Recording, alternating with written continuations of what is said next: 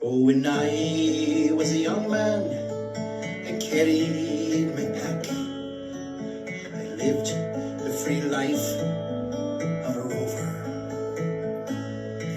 From the Murray's green basin to the dusty outback, I waltzed my Matilda all over. Then in 1915, my country said, son, it's time you stop rambling, there's work to be done. They gave me a tin hat, they gave me a gun, and they sent me away to the war. And the band played waltzing Matilda as the ship pulled away from the quay. And amid all the cheers, the flag waving and tears, we sailed off to Gallipoli. How well I remember that terrible day when our blood mixed with sand and the water. Royal Sproule, thank you so much for being here today. I am so excited and honored that you took the time to actually come down while you're in your living room. I'm in my kitchen. That's pretty much what coming down is these days. Yeah, 2 provinces away. 2 provinces away. Yeah, thank you so much. I'm delighted. I'm delighted, Erica. Let's give people a bit of an idea of who you are, where you are, and how we know each other. Well, when I was 12, my parents moved to this little dumpy town in Alberta called Rosebud.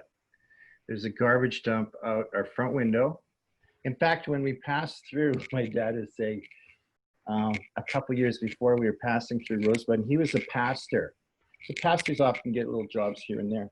And he says, and I had never heard this to this past year, he says, I stopped the car, or I almost stopped the car and said, guys, you should all get out of the car, get on our knees, and thank God we don't live in this little town, Rosebud. And we ended up moving here in about 1976. At the time, there was no theater. It was a ghost town, mostly abandoned houses. And I was this little 12-year-old kid running around with the Birch kids, you know, skinny dipping in the Rosebud Creek. And then suddenly, like very shortly, this camp of the arts moved into town, and there's canoes and obstacle courses and campfires and all these kids, older kids, tie-dyed shirts. You remember, it's the late 70s. See them driving by and having fun, tubing. And in grade 10, I started to get into the arts. So I'm the shy kid. And Mom chased me outside in grade 10. She says, you get out of the house this summer. You go down to the Rosewood School of the Arts and you take lessons from that Laverne Erickson. And I was like, I don't know him, Mom. She said, you go up there. I know you're shy, but go find him. Just tell him you want to take lessons.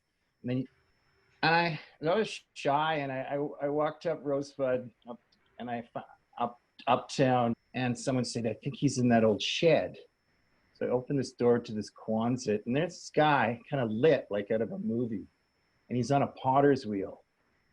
That's Laverne Erickson, the founder, the guy of the Camp of the Arts, the School of the Arts. And I said, hi, are there still lessons for art? Like, is that still? He says, yeah, that starts tomorrow.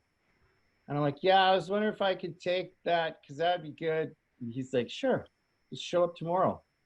So it was kind of that thing. I embarked on it. Of course, I met all these super kids from all over, artsy kids who wanted to visual art, right? Yeah. But at night they had campfires. There was a spiritual element.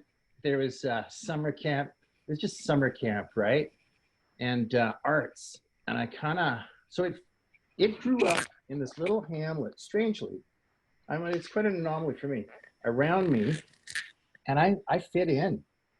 And so when the founder, Laverne, a few years later says, we're going to scrap the high school and go with a mentorship style little theater, apprenticeship. I think that's what they called it for you. Yep. And we'll bring along young people who want to apprentice, it just felt like a natural for me. I'd taken 3 years of art college at ACA in Calgary, but this theater calling, I think a lot of us have gifts in all the disciplines, but this theater thing was kind of coming to the forefront. Those were those early days, and that's where I met you, when we were kind of figuring it out. When I was in Rosebud, I got there when I was 17, and I was so green. I had no idea what I was doing. I was scared out of my mind. And I was also blessed with these big roles very early on. Yeah. I had no idea what I was doing. And one of my earliest memories of you is you helping me with, not memories, but this was with Diary of Anne Frank. And you were saying to me, Erica, stop mugging. That's the word that you used. You said, stop mugging. And I remember it very distinctly because at the time, and I know what you were saying, is it stopped forcing, because I was pushing and I was forcing, and I wasn't being natural. And the funny thing is I don't think it landed at that time because I just didn't have enough experience. But in my acting career, every now and then, I still hear your voice in my head going, Erica, stop mugging, stop forcing. Right. Stop forcing. Yeah, and it's such a ripple effect. We all need it. We all need it. I was really invested in you. I felt like we really were in the students. Yeah. You were like just a young student, eh? Very young. Perfectly cast. You know you were perfectly cast, right? Yeah, I still am taking sparkles out of my hair from that one. I mean, I never really got to look at you because I don't see you. You're a Christmas ornament. But I see the pictures, and I think you responded just like a 17-year-old daughter would. Just put the love on and sparkle, sparkle. There was a lot of magic in that little play. There really was. And it was I'm so glad that I got to do that with you. And, you know, just being able to actually have that as my first experience really on a big stage. And you got the super cool opportunity of playing Anne. Yeah, that was like incredible. And you were great at it. Same thing. You were young looking and you were delightful, because it's quite a play, but you had that same sparkle that Anne had, kind of an optimism. You do have that, right? It's kind of astounding, you know, that you did those roles so early. I was very, very lucky to have the opportunities I did at that time. And it was partially because they hadn't formed what Rosebud School of the Arts is now. And again, it just solidified some things in me for my entire career moving forward. So I'm very grateful for those opportunities. And so you kind of got bit by the theater bug. Absolutely. Pretty early. And you've been an artist for your whole life, which is remarkable. And you've used things like drawing, it's visual, it's theatrical, it's musical. You're a singer, songwriter. You are so multifaceted in what you do. And you've done this your entire life. So I'm curious, did you make that choice and that decision as an artist, or do you feel like it sort of chose you? No, it chose me. Yeah.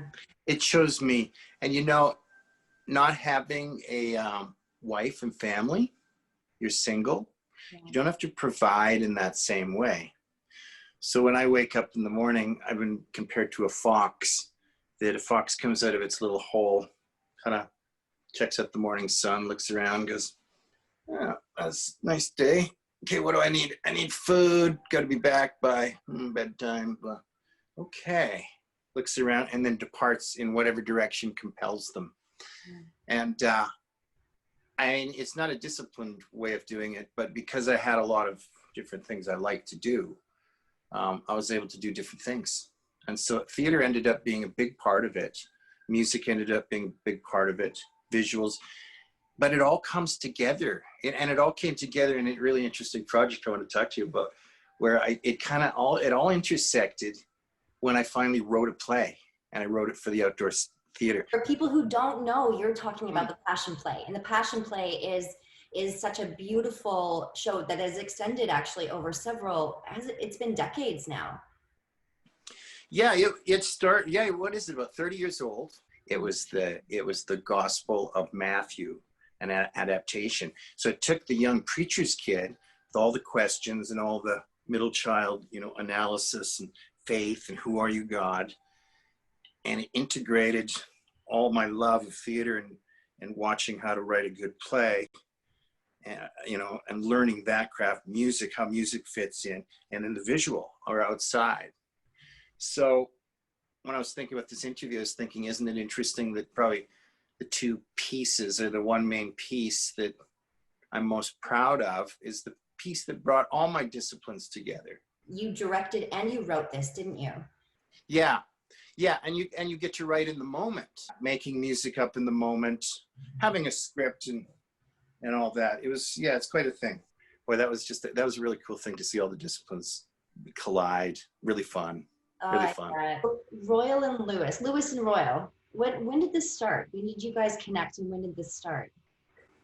Yeah, he came in as a student late 90s, and he'd come straight out of recording school, and he was a student, but he was 26 or 28 years old, and again, like you, he got to perform in a little concert when he was new, and the guy owned it, and he performed with Mona Dick Idebrecht or something she calls herself now, but she could sing, and Lewis then he grabbed it and he sang some of his own originals. I was like, holy mackerel, this guy's good. And of course he's my age, he's a nice guy, and he's got all this recording equipment, and he starts to show me how to overdub. This is how you overdub. Lay down a vocal and learn a bass. Listen to what the drums do. I was like, wow. So he was producing music, and I'm like, why isn't this guy in our band like the Rosebud River Valley Boys? He's got the best voice. He can record. Well, we don't sing with mics. We were just learning, singing around tables and stuff. And Lewis is like, we need sound system, blah blah blah. Anyways, we started to overdub. I just started to listen to how he did it. Then he got into the studio and started laying down some of his own music. And I thought, well, I have music too. I have songs. I have songs. They could use bass lines and harmony. And I said, Lewis, could I? He was building the studio at the time. So I was just helping him build it. I'm like, hey, man, I want to record. Can you record my stuff? We'll get together, we'll arrange it. And oh, yeah, dude, totally. So then you get into these songs and you start layering them and arranging them and become very nice. And I was like, I blend really well with this guy. Our voices were almost like brothers. If I needed you, would you come to me? Would you come to me to ease my pain? And he gave a stability to the music, and I gave kind of a spontaneousness to the music. And I said, should we just put these on a CD? I want to give these to my mom. He says, well, really, that's why I'm doing it, just sort of, longevity. I said, well, maybe we should put them on the same CD. Make an album cover, Lewis and Royal. And we got some CD cover artwork. And we put out our little album called Ampersand. And it was a combination of his stuff and my stuff. And then we started playing for the guests who come to Rosebud and eat meals.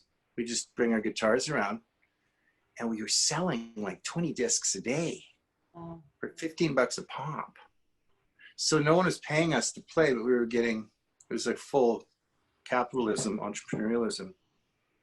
And people really responded. And we had this one woman in the barn room. We were having just a great night, just rollicking. And she says, how would you guys like to play in the Jack Singer Concert Hall? And we're like, what do you mean? She goes, well, I'm part of the blah, blah, and the thingamabob. And we'd like to have you as our guests if you do that. And we're like, yes. Like there's a royalty to pay to record your sound in there if you ever want to record it and play it. Like it's beautiful sound. And it was quite an experience. And we got 20 minutes in the whole concert. We killed it. We ran out of product. We were running back to the car for more boxes of CDs and stuff. And we hit the magic. And I think we knew we had something.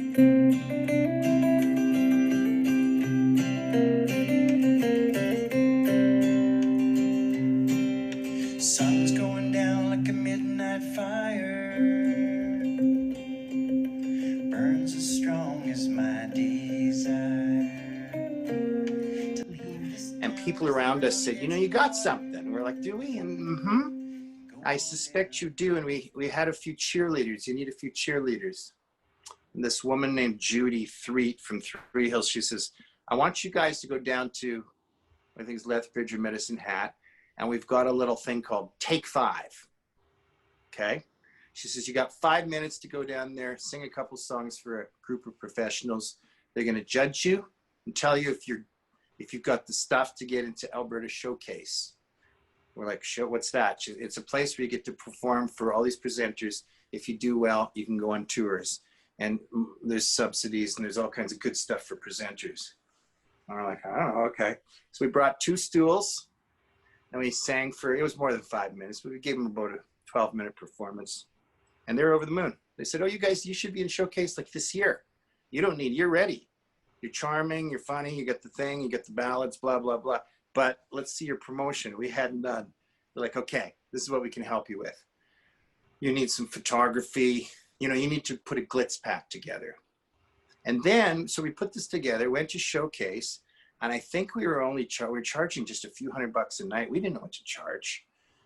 Like that was our proposal. We brought our agent, set up a table, watched all these professionals come in the showcasing, and everyone's applauding. We're like, who are we? We're these country bumpkins.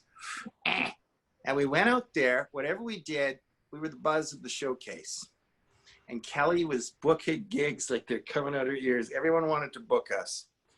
And that gives you confidence, right? Yeah, of course. And so we did really well at showcases. And then you start doing them, you're like, people will pay us an honest to goodness coin and we can entertain them as good. We're not the players. There's a lot of great players in Alberta. We're not players like them, but we're performers and we can give them a real good night. We're really good campfire guitarists. Yeah. But that's the great part about it is it's got this real authentic feel to it. And like you say, people walk away with feeling something. It's more than just going to see a show. Hopefully. You see a whole bunch of shows. It's you tell a story through it. You bring people on a journey. That's different. Right. Right. And it's cool because it's yours. Yeah. You're the playwright. Like when you did your one-woman show, I'm sure that was empowering in a different way than when you're doing someone else's work and you're like, I'll buy into their vision. But when you're doing your own, and maybe if you have the chance to adjust it, it's even more powerful. Like what's greater than telling our own stories? Totally. By our own voice, right? Yeah. Yeah. It's really different. So if you were to compare your theater bug to your music bug, do they feel the same? Do they feel similar? Is there quite a difference? It's a good question. I think the main difference would be the ensemble that you get in a theater show. You get that new group, you really connect to them. You're sharing and probably more vulnerable with strangers. There's a vision, there's a budget for a set, and you can create a world. It's an atmosphere that you buy into that story. And that's pretty special. Whereas when you're doing your own stuff, that's your material. There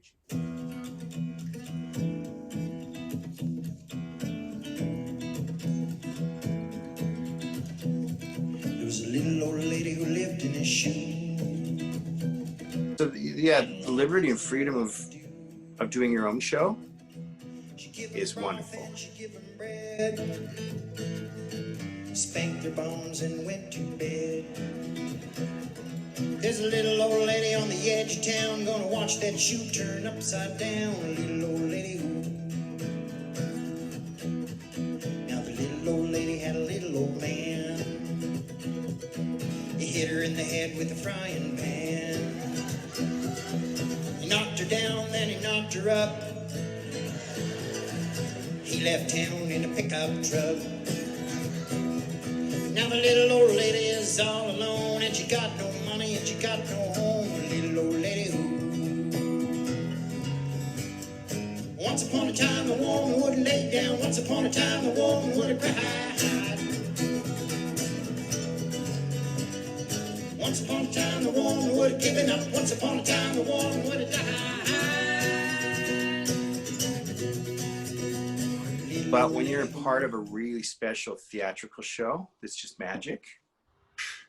And then you have to say goodbye to that cast, right? Because you've really been transparent and honest with them. And Yeah, it's such a beautiful little family that you build, and it's always for a short period of time, and then it's on to the next project, right? Your journey as an artist has just taken so many different turns. Really, the past few years has been a lot more challenging for you personally. And I wanted to kind of touch a little bit on that. So yeah, I can talk about that. Yeah, 6 years ago, I thought I'd pulled a rib because I put in, 23 rounds of golf here at the little executive course. And that night I woke up and I was like, And it's funny, Erica, you get these little premonitions. And I said, of course, I'm a little bit of a, worry word. And I was like, cancer. And it's just that thought, you're like, no, what, cancer in your ribs? Like, that's weird. But it wouldn't go away. And I know 6 weeks later, I got it checked out and they're like, you've got cancer in your ribs. I was like, and I knew the kind of cancer you're talking about. It's a blood cancer called multiple myeloma. And so it goes to the blood and it likes to attach to bone, long bones. So my humerus broke. I was on one of those kind of treadmills and they said it could spontaneously fracture. They did a little, they put in some dye in me and did this nuclear kind of thing. And they said, your right humerus could spontaneously fracture. But I don't know, that didn't make sense to me. It made sense to my girlfriend, Karen. She's like, oh, you shouldn't even throw a baseball. I'm like, spontaneously, what does that mean? And I was on this elliptical machine, boom, and the whole thing broke. And I had to get upstairs. And that's when you go, holy crap, my world's changed. Because I knew I had this thing and they're giving me treatment. And they're like, we're going to give you a stem cell transplant. We take out 1 million stem cells out of your body. And then we put them back in and they replace the cancer. Little stem cells will grow into whatever your body needs. If you need an eyelash, it'll become an eyelash. If you need a good cell, it'll become a good cell. If you need a part of your, they're quite magical things that we have. But then your body starts to break and then the chemo hits you and you're not thinking straight and and so it was an adjustment to try to find creative work again. Because frankly, I could see hesitation in people going, I'm not sure whether to hire that guy, right? There was a little bit less. I directed my last show a month before I got diagnosed. And the Passion Play has kept me on as kind of an assistant and a consultant and then an artistic director. Mm-hmm. But as far as like just bearing like those long days and stuff like that, and the brain doesn't work quite as, that chemo slows you down, right? Yeah, so, right. So then, but art has always driven me. Yeah. So then where do I go, right? So you go to those things that fit. And theater, being an actor certainly didn't. There's an unpredictability there, but writing. So I started writing and singing and writing music. And we started the Wheatland Band together, which is adding another guy to Lewis and Royal, writing some music. But now I've started on this whole new project, and I think it's because I feel like I won't have too many chapters left. So I don't know how many chapters, you never know what chapter you're in, and it's amazing how many chapters I have had, right? But I thought, well, you're a storyteller. Why don't you write your story? And that's quite a, well, then you write every funny thing that happened to you, every sad thing, what do you write? And I've narrowed it down now. I've been kind of pissing around at it for about a year. And in the last month, I've kind of discovered that I'm going to illustrate it. And I've been playing with illustrations. And And so it's me writing my memoirs, finding a theme that's not too broad. And I know what it's going to be. It's going to be the intersection of where everything intersected in me that night. The Globe and Mail reporter put his microphone in front of my mouth and was looking for a kind of a simple question at the Canadian Badlands Passion Play. And he says, what brings you back every year? Because you obviously love this. You've been here for 12 years. And I said, uh-huh. And he says, what brings you back? Is it the craft? Or is it the faith, the religious part?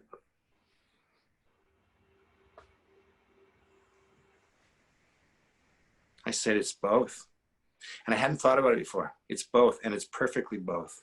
Oh. And he goes, no. What I mean is it the religious aspect, that thing that compels you to come back, or is it the craft of being able to move hundreds of actors on stage and write your play and music? And I'm like, it's the same. And he wouldn't take that for an answer. He said it has to be one or the other. And I didn't really, I hadn't articulated it, but I've been thinking about it for like 3 years. He wrote a book, this writer, about his experience of being, covertly in this religious play. And he uses that interview that I had with him, doesn't use that part in the book, that big question. Maybe he did. Anyways, that's become the thesis for my book, is that's the question. What are you doing, Mr. Sproule? Why are you here? And I'm like, it's the intersection of God and the search for God, my creator, and why I'm here, and this craft. And it's intersected at these various times in my life. And I think this is where we're at right now. And so that's given me kind of the focus of what stories I should tell. And they're really interesting stories. I mean, when you're putting all that together, that's the key to any sort of art, is finding the spirituality and the meaning in it. And so the series of stories are starting to build. I'm sure I'll edit it down. It'll be kind of wild and crass, and I'll edit it. But I've been drawing again, and I've been illustrating, and the illustration that's coming out is surprising me. It's not my traditional kind of stoic drawing. It's got a whimsy to it. It's not quite cartoon, it's caricature-like. And I can tell it's because I've been storyboarding movies lately that I'm kind of thinking through that filter. They're kind of like storyboards. I hope they're not too like storyboards, but they're fun. And I've been showing them to kids, and the kids love them, and they understand them. They understand how I wrote the drought song. I can send you some of these illustrations if you'd like. Please, I would love to see them. I wanted to be inspired one day to write a song. And so I illustrated this, and it's a fun little cartoon. I don't know if it'll make sense to people, but I ended up writing the song called The Drought Song. But how I got there was I drove up to the cemetery, and I was just like, I gotta write a song. I said, I gotta see the world differently. And I was just being me. I thought, what if I lay upside down in my car? Yeah, I've heard that if you look at things differently, you'll see things, So I just laid, so that's what I illustrated, is me laying on my car, on my Topaz, my blue 87 Topaz, laying upside down. And when I did that summer day, it was a cloudy day, it was big fluffy clouds. All the clouds, of course, were along my feet, and the ground was like sod above my head. And I'm so visual, right? But what was interesting is I heard what was going on. And there was carigana pods that had reached ripeness, and they were popping. And I hadn't noticed that. I don't think I would have noticed them just walking around. But when I was laying upside down, I was like, I'm like, what are those little snaps? And I could see them because I was seeing, you should try it sometime. So throwing myself out of context on purpose, doing something silly, and then saying, what can I do out of this, has been always pretty fun. So the adventure for the last 6 years, because I've had this cancer for 6 years, is to try to find those windows of energy when I can work. And even the windows when you don't have energy, you can still think. You can write, and you can ponder. And so I haven't been as prolific, but I've still been working as an artist and putting out new creative work. And in some ways, maybe I've put out a little more than, maybe I put out more personal stuff. Something that seems to happen whenever you're hit with big news, like I have cancer, of course, pondering becomes a thing, but you're almost forced into this space of being as opposed to production. You know, sometimes you're forced into this space that's really uncomfortable. There's a lot of uncertainty. You have no idea what you're going to be looking at in the future. Right. And that's an incredibly uncomfortable place to be for anyone. And it's interesting. I have a friend who has also dealt with cancer, and he said that the isolation and the uncertainty that he's felt in the space of COVID and pandemic is very similar to what he's experienced through cancer as well. Yes, it's the same. Yeah. So it's the same as coming out of that stem cell transplant. I went into like, I couldn't be around my little nephews and nieces. The doctor said they're petri dishes, and I'm not immune to anything. And I'm like, whoa. So I was living for 6 months like anything could kill me, and not living too far from Calgary, so I could zip in if I did catch a wicked fever and they put me on, you know, liquids or whatever they would do. Got through that. So when COVID hit, I was like, oh, they're all just doing what I've been doing. Yeah. They're being as cautious as I have. And there was actually a little bit of comfort in it. Yes. Yeah, especially around town. People had time on their hands all summer. You'd be walking down the sidewalk and there's no masks because you can easily socially distance, like so easy, right? And they all had time to sit and talk. And I was like, this isn't so bad to live like the way I have lived.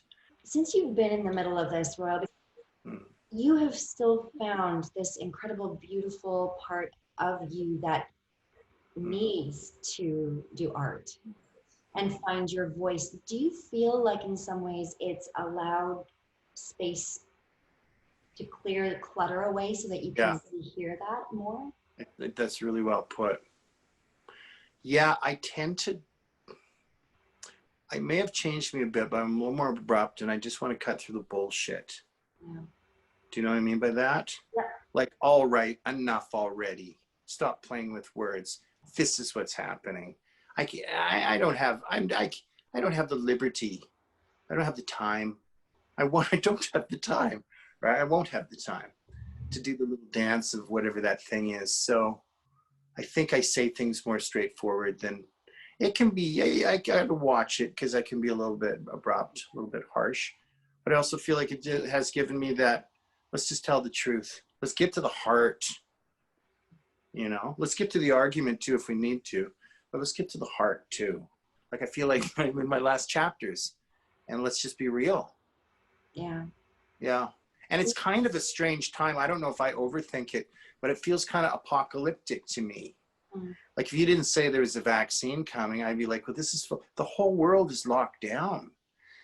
We're kind of ready to listen to each other and say, and I think we are really listening to each other, but what messages are we putting out? I'd rather have these kind of long format conversations with someone like you than, or listen to others than in this long format style than listen to sound bites on the radio. Cause it feels like we're talking strangely, we're talking in short bits, and we're getting on Facebook and we're shaming people with kind of little sound bites and headlines and so COVID in a real place like Rosebud where you can actually interact is quite lovely.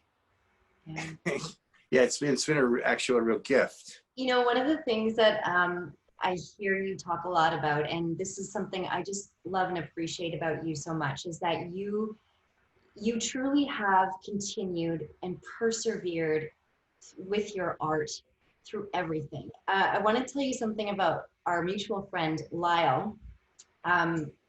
He knew that I was doing an interview with you, and this is something that he said about you, which I think is just perfectly poignant. He said, Royal is a master at being able to adjust continually and has been able to keep moving ahead and find ways through and persevere through everything.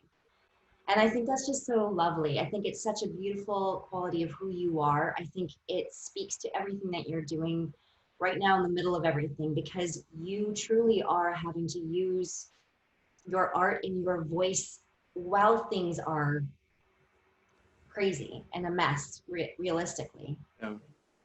And Well, those are nice words. if you Those were are empowering words. Yeah.